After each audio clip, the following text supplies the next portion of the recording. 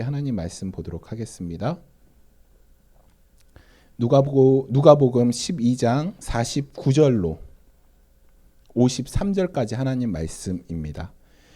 누가복음 12장 49절로 53절까지 하나님 말씀.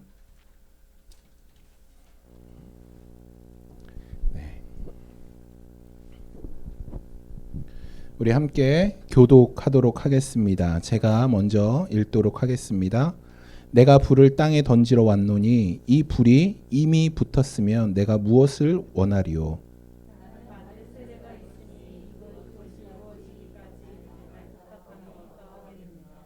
내가 세상에 화평을 주려고 온 줄을 아느냐? 내가 너희에게 이르노니 아니라 도리어 분쟁하게 하려 함이로다.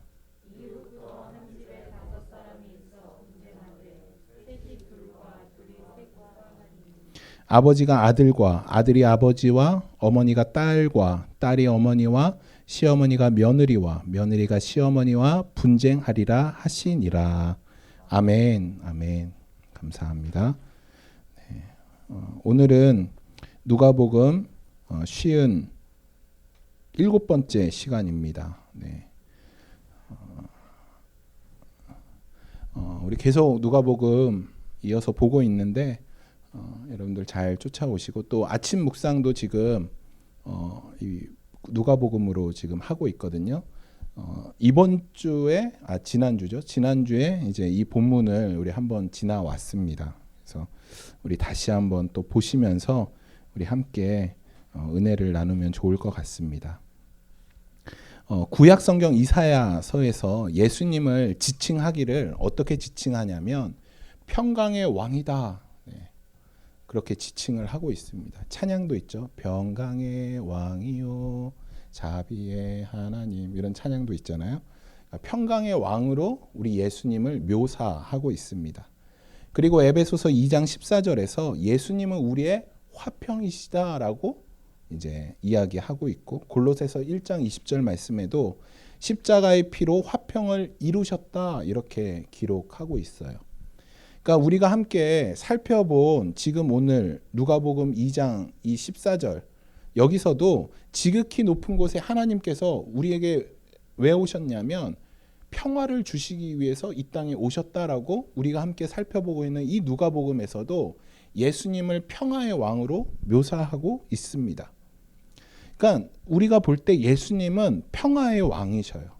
우리에게 오신 이유는 평화를 주시기 위해서 이 땅에 오셨어요.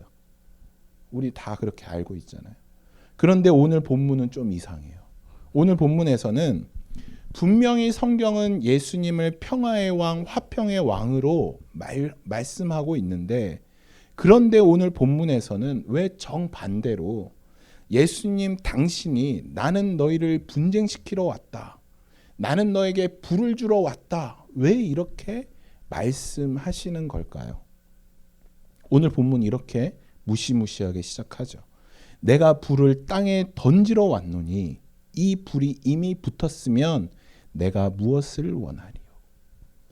여러분, 구약 성경에서 하나님의 심판, 죄인에 대한 하나님의 분노를 지칭할 때 뭐가 있냐면 맹렬한 불꽃, 화염, 뭐 이런 표현을 쓰죠. 하나님께서 소돔과 고모라를 멸망시킬 때 사용했던 것이 바로 불과 유황이에요. 우리가 지옥 생각하면 뭐가 있죠? 활활 타오르는 불, 하나님의 심판, 하나님의 저주, 하나님의 분노, 이것들을 사용할 때 불, 이런 것들을 이제 성경에서 많이 사용하고 있죠. 오늘 본문에서 예수님이 이 땅에 오신 목적이 뭐냐면 내가 불을 던지러, 이 땅에 불을 던지러 왔다 말씀하셔요. 그리고 계속해서 말씀하시는 게 오늘 본문 50절이죠. 나는 받을 세례가 있으니 그것이 이루어지기까지 나의 답답함이 어떠하겠느냐. 여러분, 예수님이 말씀하시는 세례는 무엇인가요? 우리가 알다시피 예수님은 세례를 이미 받으셨죠. 누구에게 받으셨죠? 세례 요한에게 이미 세례를 요단강에서 받으셨어요. 그런데 지금 예수님은 지금 뭐라고 말씀하시냐면 내가 받을 세례라고 말씀하세요. 내가 받을 세례. 그러니까 물로 세례 받은 것과는 다른 세례라는 것을 우리는 알 수 있죠. 이미 예수님은 세례 요한에게 세례를 받으셨어요. 예수님은 하나님 나라가 임하면 예수님의 좌우편에 앉아 죽던 그런 제자들에게 마가복음 10장 38절에서 어떻게 말씀하시냐면 내가 마시는 잔을 너희가 마실 수 있으면 내가 받는 세례를 너희가 받을 수 있느냐. 다시 읽어드릴게요. 내가 마시는 잔을 너희가 마실 수 있으면 내가 받는 세례를 너희가 받을 수 있느냐. 이렇게 물으셨어요. 예수님이.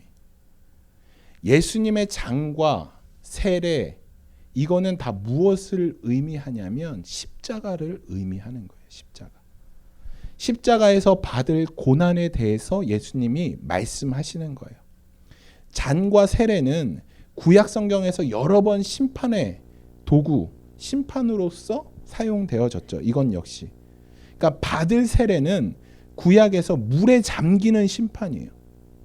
여러분 물에 잠기는 심판이 어떨 때 있었죠? 노아의 홍수. 물에 잠겼잖아요. 또 어떨 때? 하나님이 애굽을 심판하실 때. 쫓아오는 애굽 군대가 어디에 수장됐죠? 홍해에 수장됐어요.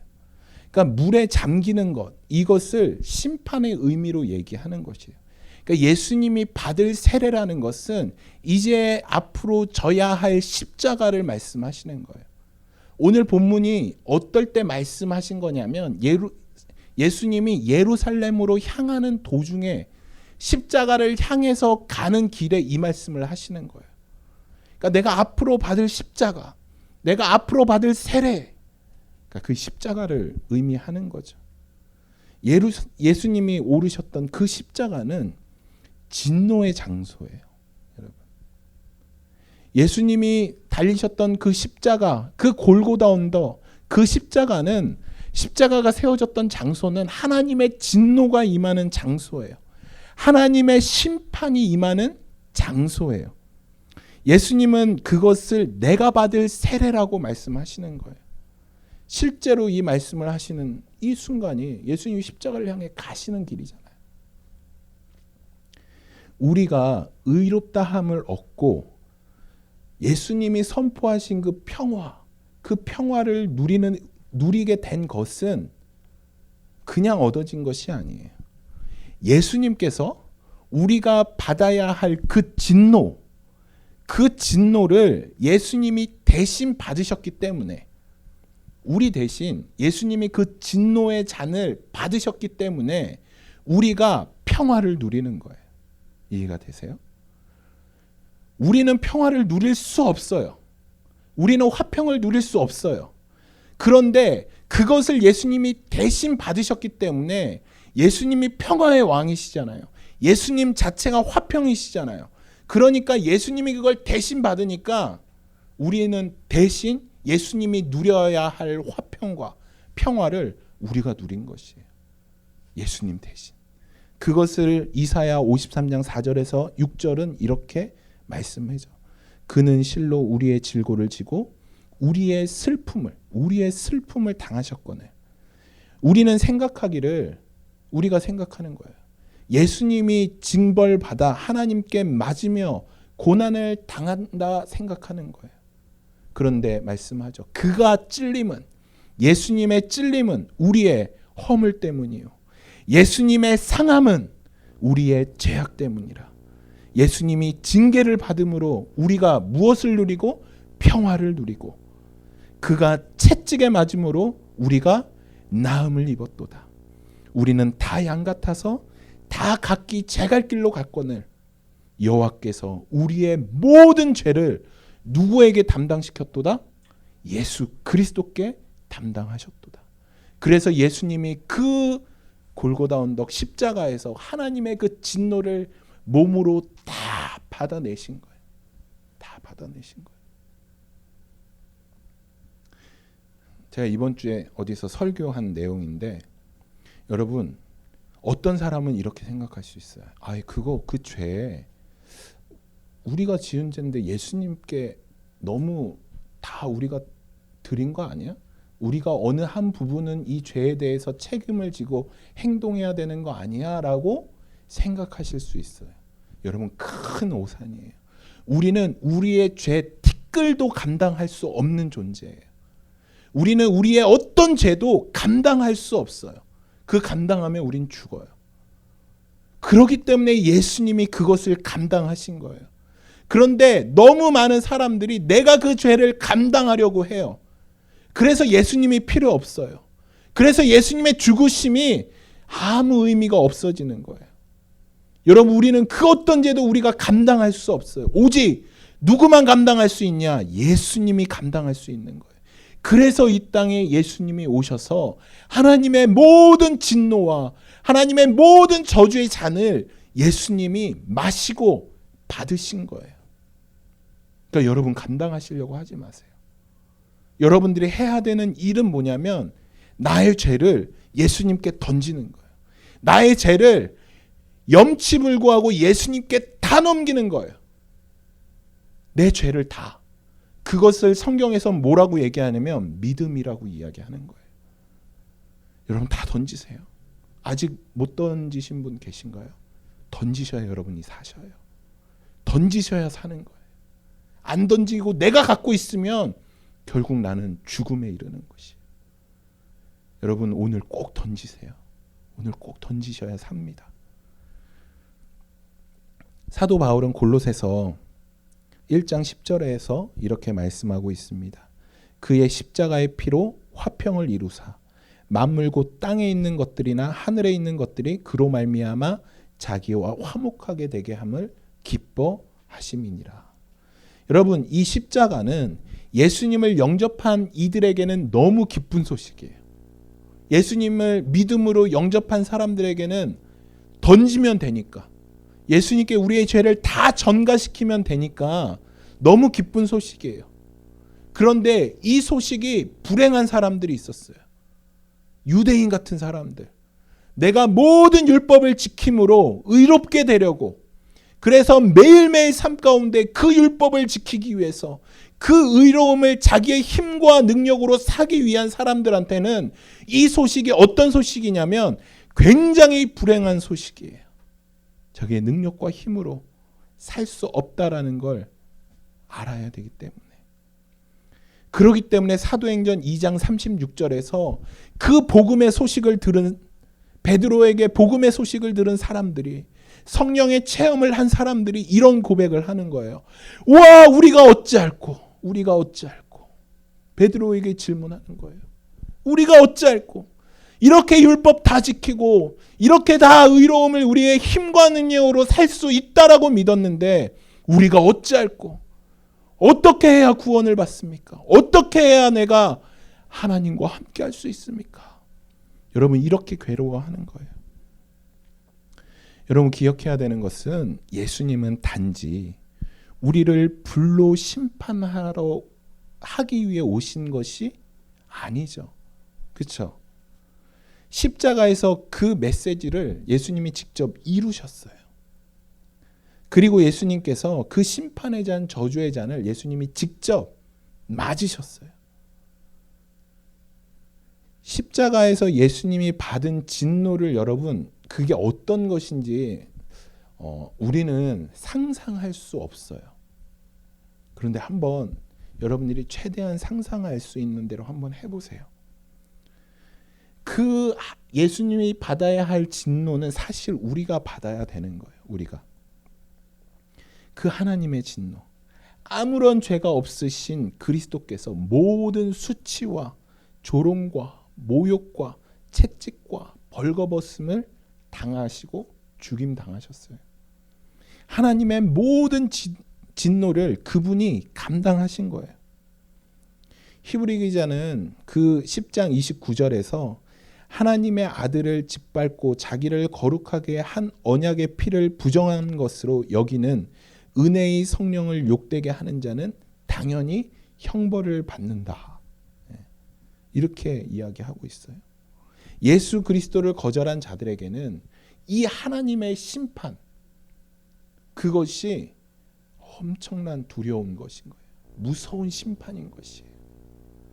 예수님은 내가 받을 세례가 있는데 그것이 이루어지기까지 나의 답답함이 어찌할꼬. 이게 무슨 말이냐면 예수님은 그 십자가를 지기에 간절히 원하셨어요. 여러분 이해가 되세요?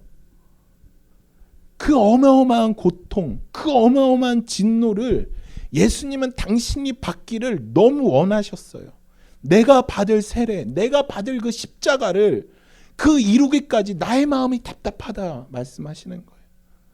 예수님은 그것을 두려워하고 거부한 것이 아니라 내가 그 십자가를 져야지만 돼. 나 그 십자가를 빨리 져야 돼. 왜 그러셨을까요? 왜 이런 답답함이 예수님 가운데 있었나요? 바로 우리를 구원하시기 위해서. 우리를 당신의 소유된 백성으로 삼기 위해서. 우리를 이제는 어떤 것도 정죄함 없이 우리를 이제 자유함을 주시기 위해서 예수님이 그 십자가를 지기를 원하시는 거예요. 그래서 겟세마네 동산에서 이렇게 기도하시죠. 아버지, 이 잔을 내게서 옮겨주소서. 그런데 내 뜻대로 마시고 아버지 뜻대로 하옵소서. 그리고 십자가의 길로 가시는 거예요. 누구를 위해서? 바로 우리를 위해서. 그 십자가를 기꺼이 감수하시는 거예요. 여러분, 그래서 오늘 본문에서 말씀한 분쟁, 예수님이 말씀하시잖아요. 분쟁이 있을 거다. 아버지와 아들과, 어머니와 딸과, 시어머니와 며느리가 분쟁이 있을 거다 말씀하시죠. 그런데 이 분쟁이 끝이 아니에요. 여러분, 이 분쟁의 시작은 어디부터 시작되는 걸까요? 아버지와 아들과 이렇게 가족 안에 분쟁이 있을 건데 그 분쟁은 어디서부터 시작이 되는 걸까요? 저는 나로부터 시작된다라고 생각해요. 내가 예수님을 믿고 십자가를 경험할 때 내 안에 어마어마한 괴로운 일이 일어나요. 다 경험하셨죠? 이것을 로마서 7장 21절 25절에서 사도 바울이 이렇게 고백해요. 그러므로 이제 바울이 고백하는 거예요. 내가 한 법을 깨달았대요. 사도 바울이. 곧 선을 행하기 원하는 나에게 악이 함께 있는 것. 자기는 선을 행하고 싶은데 자기 안에 악이 함께 있다라는 것을 깨달았대요. 내 속사람으로 하나님의 법을 즐거워하되 내 지체 속에서 한 다른 법이 내 마음의 법과 싸워 내 지체 속에 있는 죄의 법으로 나를 사로잡는 것을 보는도다. 내 안에 선과 악이 있는데 그것이 계속 싸우는 것이에요. 그래서 사도 바울이 이렇게 고백을 해요. 오호라, 나는 공고한 사람이로다. 이 사망의 몸에서 누가 나를 건져내랴. 우리 주 예수 그리스도로 말미암아 하나님께 감사하리로다. 여러분, 사도 바울이 고백하는 것이 선한 마음과 악한 마음이 있대요. 그래서 그것이 날마다 싸운대요. 그 날마다 싸우니까 내 안에서 너무 괴로운 것이에요. 그래서 이렇게 고백하는 것이에요. 오라, 나는 공고한 사람이로다. 이 사망의 몸에서 누가 나를 건져내랴. 여러분, 이 싸움이, 이 분쟁이 우리 안에 있지 않나요? 저는 날마다 있어요. 제 안에도 사도 바울과 같은 이 선을 지키고자 하는 마음, 또 악을 계속해서 사모하는 마음. 그래서 이 두 법이 제 안에서 날마다 싸워요. 너무 괴로워요. 그 죄로 인해서 저도 동일한 고백, 오라, 나는 공고한 자로다. 여러분, 이것이 바로 십자가를 경험한 우리 안에 일어나는 분쟁이라는 것이에요. 이 분쟁의 시작은 나로부터 시작되는 것이에요. 여러분 안에 이 분쟁이 반드시 있어야 됩니다. 성령의 법과 육신의 법이 충돌하는. 여러분, 반드시 있어야 돼요. 반드시. 여러분, 예수님 오늘 말씀하신 예수님 말씀에는 중간이 없어요. 이것도 좋고 저것도 좋고. 여러분, 이 중간이 없어요.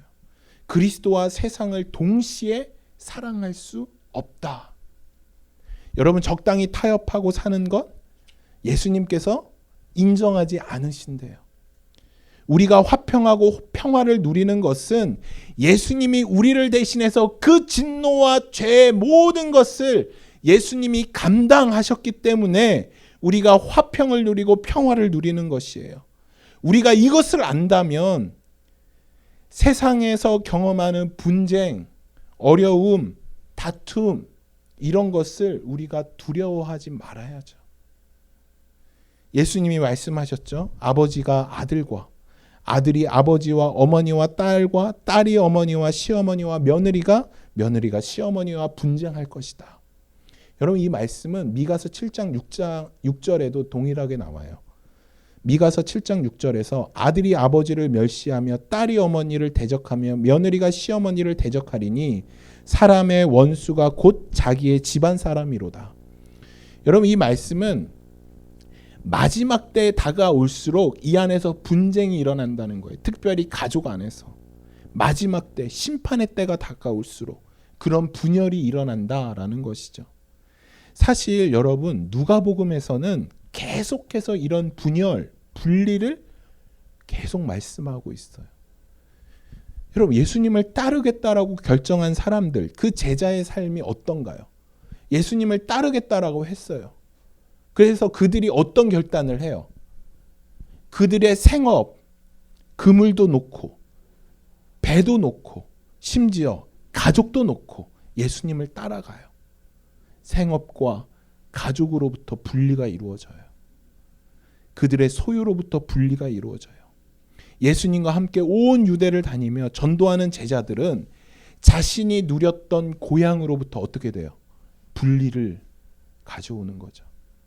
여러분, 누가복음은 계속해서 강조하는 것이 예수님으로 인해서 예수님을 따르는 제자들은 끊임없이 자기가 가졌던 것과 분리를 이루어져요. 또 예수님은 사탄으로부터 지배받는 사람들이 어떻게 되냐면 사탄으로부터 분리되는 일을 하게 하셔요. 이 분리나 분열이 우리가 느낄 때 부정적으로 느껴져서 이게 좀 부정적으로 다가올 수 있지만, 여러분, 우리가 기억해야 되는 것은 그리스도인은 아까 제가 예배 전에도 말씀드렸지만 세상과 분리된 존재예요. 세상과 분리된 존재. 하나님이 창세기 1장에서 이 세상이 어떻다 그랬어요? 혼돈. 우리가 창세기에서 오해하는 것 중에 하나가 뭐냐면 하나님이 하나하나 다 창조했다고 생각을 하는데, 물론 하나님이 창조했죠. 그런데 그거 전에 하나님이 뭘 하시냐면 혼돈한 것에 질서를 잡아주세요. 분리를 해요. 땅과 바다가 분리돼요. 하늘과 땅이 분리돼요.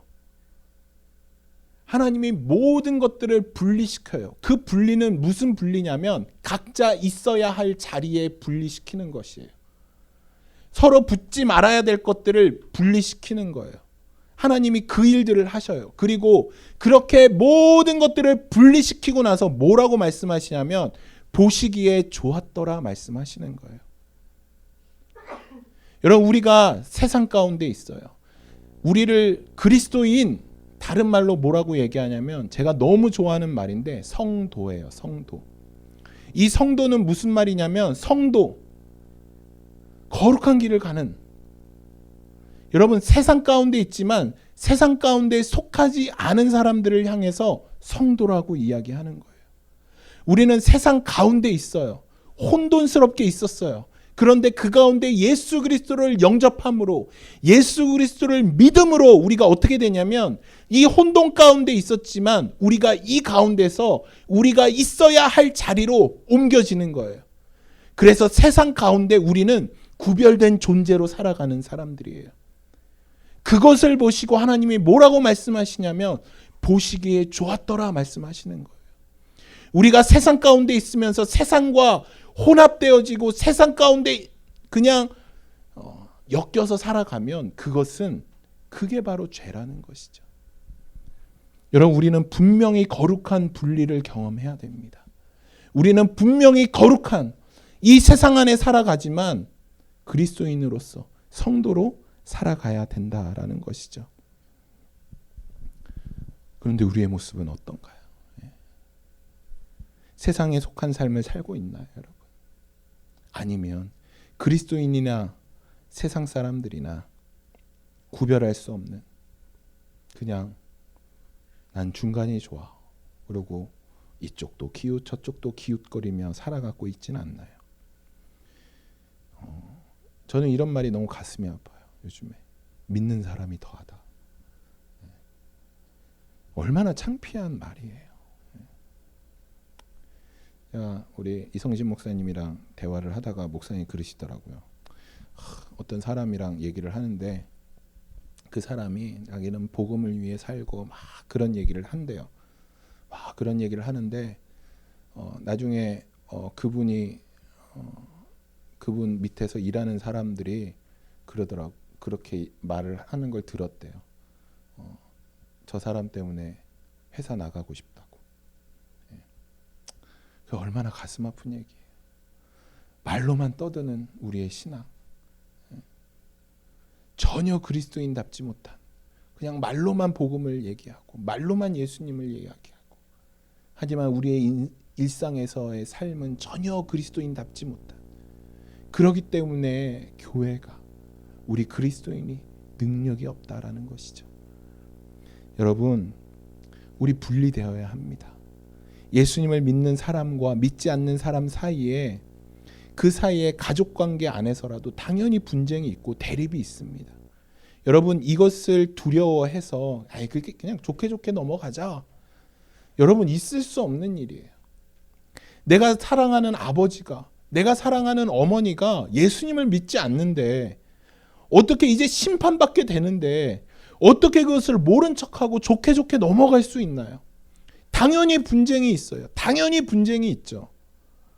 대립되죠. 가치관이 서로 대립되죠.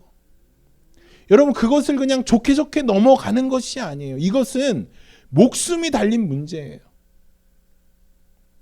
가만히 보면 목숨이 달린 문제는 좋게 넘어가면서 아무것도 아닌 것 같고 우리는 자주 다툼을 해요. 여러분, 사소한 것은 그냥 넘어가고 우리 목숨 달린 문제는 분쟁을, 대립을 두려워하지 말고 담대하게 복음 전하고 예수님 믿는 사람으로서 이 땅 가운데 서 있어야 되는 것이죠. 여러분, 제가 아침 묵상에도 여러분과 나눴죠. 대립과 분쟁, 예수님께서 난 너희를 분쟁시키러 왔다. 난 너희에게 불을 전하러 왔다. 여러분, 대립과 분쟁으로 끝이 나면 얼마나 가슴 아파요. 그런데 대립과 분쟁으로 끝이 나는 것이 아니에요. 예수님이 십자가를 지셨어요. 그래서 하나님의 모든 저주를 다 받으셨어요. 그런데 그것보다 예수님이 가장 견디기 힘들었던 것은 무엇이냐면, 여러분, 영원 전부터 십자가 전까지 예수님은 하나님과 단 한 번도 분리를 경험한 적이 없어요. 예수님과 하나님과 성령님은 삼위일체 하나님이세요. 영원 전부터 그때까지 하나님과 예수님은 단 한 번도 분리가 된 적 없는데, 하나님의 모든 저주의 반을 받자, 그 인간의 모든 죄를 짊어지자 하나님이 예수님을 어떻게 하시냐면 외면하세요. 얼굴을 돌리셔요. 그때 처음으로 하나님과 예수님 사이에 분리가 일어나요. 분리가. 그리고 늘 하나님과 예수님은 천국에서 함께 있었어요. 늘 동행하셨어요. 그런데 예수님이 이제는 인간의 모든 죄를 짊어지고 어디를 가시냐면 지옥으로 가세요. 하나님과 예수님이 분리를 경험하는 거예요. 분리를. 그런데 여러분, 분리가 끝이었나요? 하나님과 예수님의 분리가 끝이었나요? 아니죠. 예수님이 부활하시고 다시 어떻게 하시냐면 하늘로 승천하셔요. 그리고 어떤 일이 이루어지냐면 하나님과 예수님과 성령님이 다시 삼위일체 하나님이 되시는 것이에요. 우리가 분쟁을 경험하고 분리를 경험하는 것은 분쟁과 분리가 끝이 아니에요. 화평과 평화는 예수님 없이는 절대 이루어지지 않아요. 예수님 없이 화평과 평화가 보이는 것은 거짓된 것이에요. 그렇기 때문에 우리가 진정한 화평과 평화를 누리려면 그 안에 예수 그리스도가 주인으로 계셔야 돼요. 그렇기 때문에 우리 안에 분리가 이루어지고 분쟁이 이루어진다? 여러분, 그것이 끝이 아니에요. 그것으로 인해서 우리 안에 예수 그리스도가 주인 되실 때 진정한 가족 안에 진정한 화평이 이루어지는 거예요. 평화가 이루어지는 거예요. 그때야 비로소 진정한 화평과 평화를 누리고 경험하는 것이죠. 그렇기 때문에 예수님이 말씀하시는 것은 예수님은 분쟁을 결론적으로 우리에게 주시고자 하는 것이 아니라 그 분쟁을 통해 우리가 화평을 누리기를 원하시는 것이에요. 그 분쟁을 통해 우리가 진정한 사랑을 경험할 수 있게 해 주시는 것이죠. 여러분, 그렇기 때문에 시대가 악해질수록 이 대립과 분리는 더 심해질 것이에요. 결국 하지만 이 땅에 복음이 전파되고 하나님의 나라가 완성이 될 때 우리는 그 회복과 연합을 경험할 수 있는 것이죠. 여러분, 그렇기 때문에 우리가 지금 무엇을 해야 할까요? 저는 먼저 우리가 분리를 경험해야 된다고 생각합니다. 세상과 완벽히 구별된 삶, 하지만 세상 가운데 거하는 삶. 그것으로 인해 분쟁이 있어지고 그것으로 인해 분리가 있을 수 있지만 여러분, 우리 그거 두려워하지 말았으면 좋겠어요. 제가 이 예화만 들고 오늘 말씀을 마치려고 합니다. 제가 예전에 선교단체에서 진행하는 청소년 집회에 헬퍼로 간 적이 있었어요. 헬퍼로 간사로 섬기는데 그때 이제 제 역할은 저에게 배당된 조원들을 이제 잘 이끌고 집회 참석하고 상담도 하고 이런, 그래서 일주일 동안 이제 같이 먹고 자고 집회 참석하는 그런 일을 제가 이제 맡게 됐어요. 제 조에 한 7명에서 8명 사이에 조원들이 있었어요. 하여튼 참 힘든 친구들이었는데 그 중에 한 아이가 기억이 나요. 그 아이는 중학생이었는데 굉장히 똘똘하고 공부를 굉장히 잘한 아이였어요. 그런데 신앙이 거의 없는데 이제 교회에서 이런 신앙 없고 이런 사람들을 좀 이렇게 좀 은혜 체험을 하기 위해서 강제로 보낸 거예요. 저희 여기에 집회에. 그래서 애들이 강제로 온 애들이에요. 신앙이 거의 없어요. 거의가 아니라 그때 아예 없었어요. 그냥 저한테 담배 피다가도 걸렸으니까 집회 와서 담배 핀 애들은 처음이에요. 네. 그러다 하도 놀랬는지 저한테 주더라고요. 같이. 네. 하여튼 그런 아이들이었는데 얘네들이 하루 이틀 집회 참석하고 하면서 변화되기 시작하는 거예요. 맨날 맨 뒤, 처음에는 맨 뒤에 앉았어요. 거기 한 1,000 몇 명 정도 모인 집회였는데 맨 뒤에서 전사님 예배드리기 싫은데, 그래서 맨 뒤에 왔다가 점점 앞으로 가기 시작하는 거예요. 애들이 은혜 받기 시작하면서 결국 그 앞에 그 강대상 앞에서 강대상 붙들고 애들이 다 기도했어요. 변화돼 갖고. 그래서 한 명씩 다 고백하는 거예요. 전사님, 저 예수님 다시 믿기로 결정했다고. 이제 그 중에 한 친구, 이 공부 잘하고 한 친구도 변화됐어요. 그래서 이제 다 헤어졌죠. 집회가 끝나고 돌아갔어요.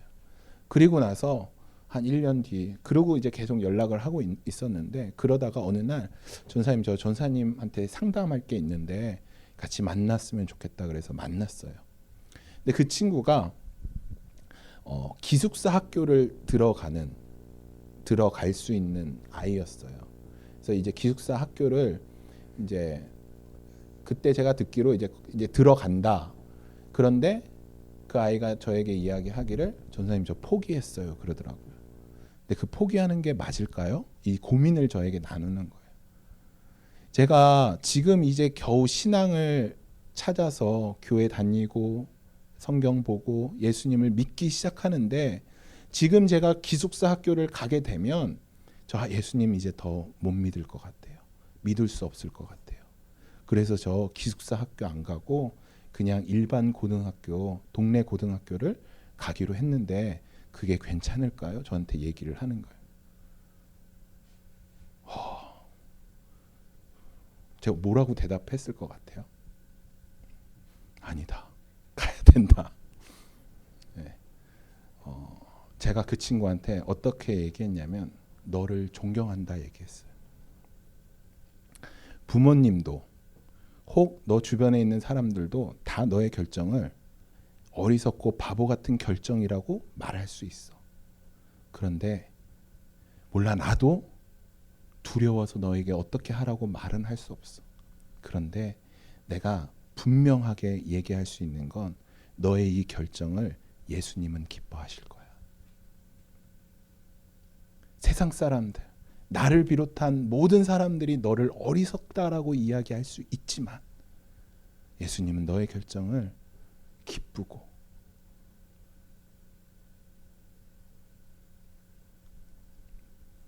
인정해 주실 거예요.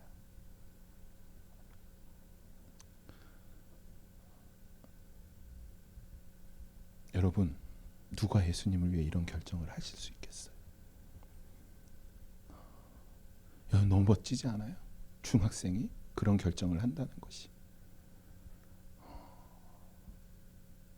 여러분, 우리 이렇게 살아가야 되지 않을까요? 명색이 그리스도인인데 그냥 세상 사람들이랑 똑같이 살아가는 거 이제 지겹잖아요. 우리 예수님께 좀 헌신하면서 살아가면 좋을 것 같아요. 뭐 교회 열심히 나오고 공예배 열심히 참석하고 그런 거 아닌 거 알잖아요. 우리가 우리의 모든 삶의 자리에서 여러분 그리스도인으로서 합당한 삶을 사는 것, 우리 교회 표 부르심에 합당한 삶을 사는 복음교회, 여러분들이 그런 존재예요. 여러분, 저 정말 이 말씀 준비하면서 제 안에 제가 먼저 결정할게요. 제가 이렇게 살아갈게요, 여러분. 그리고 보여드릴게요. 제가 절대 세상과 너무 힘들지만 타협하지 않을게요. 제 이익을 위해서 예수님 잠깐씩 모르는 척 하는 거 안 할게요. 그러니까 여러분, 우리 그렇게 살아가요. 에이, 목사니까 그렇게 살아가야지. 아니요. 우리 다 그렇게 살아가야 돼요. 여러분, 우리 그렇게 좀 결단하면 좋을 것 같아요. 혹시 나 그렇게 살기 두려운데 내가 그렇게 살 수 있을까? 여러분, 우리 주님이 이렇게 말씀하셔요. 구하라, 그리하면 너희에게 주실 것이요. 찾으라, 그리하면 너희가 찾을 것이요. 여러분, 여러분이 구할 때 예수 그리스도 허락하신다 했어요. 여러분 찾을 때 예수님이 찾게 하신다 그랬어요. 여러분이 거하는 모든 곳에서, 직장에서든 가정에서든 어떤 곳이든 먹든지 마시든지 여러분의 모든 인생이 주를 위한 인생, 구별된 인생, 주님과 함께하는 인생 되기를 간절히 소망합니다. 우리 시간 기도하겠습니다. 우리 여러분 간절히 기도하실 때 우리 이렇게 결단하면 좋을 것 같아요. 주님, 내가 결단하겠습니다. 세상과 타협하는 인생 그렇게 살지 않겠습니다. 구별된 인생, 주님과 함께하는 인생. 세상 사람들이 다 어리석다라고 이야기할 수 있겠지만 하나님, 내가 그거 두려워하지 않겠습니다. 주님과 함께하는 인생을 살겠습니다. 우리 그것들 각오하면서 결단하면서 우리 시간 함께 기도하며 나가도록 하겠습니다. 기도하겠습니다.